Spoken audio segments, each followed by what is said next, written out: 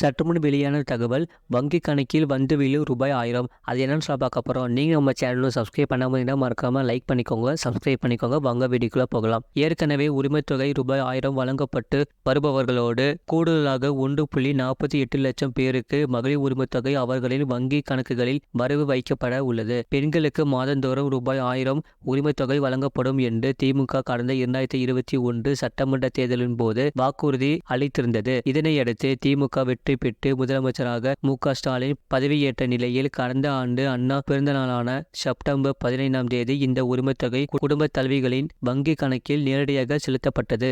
இந்த உரிமைத்தொகைக்காக மொத்தம் 1.63 கோடி பெண்கள் விண்ணப்பித்திருந்தனர்.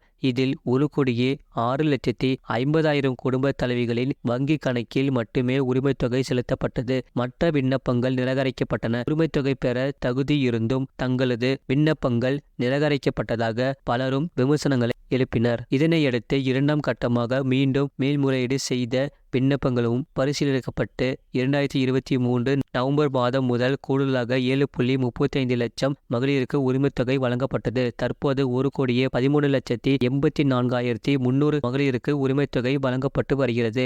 ஒவ்வொரு மாதமும் 15ஆம் தேதி பெண்களின் வங்கி கணக்குகளில் ரூபாய் 1000 வரவு வைக்கப்பட்டு வருகிறது. இவர்கள் தவிர மேலும் 11.85 லட்சம் பெண்கள் மகளிர் உரிமைத்தொகைக்காக மேல்முறையீடு செய்தனர். லோக்சபா தேர்தல் முடிவுகள் வெளியான பிறகு விண்ணப்பங்கள் வழங்கப்பட்டு மேல்முறையீடு செய்ய வாய்ப்பு வழங்கப்பட்டது. 11.85 லட்சம் பெண்கள் மேல்முறையீடு செய்தனர். இவர்களுக்கு உரிமைத்தொகை எப்போது வழங்கப்படும் என்று கேள்வி எழுந்தது.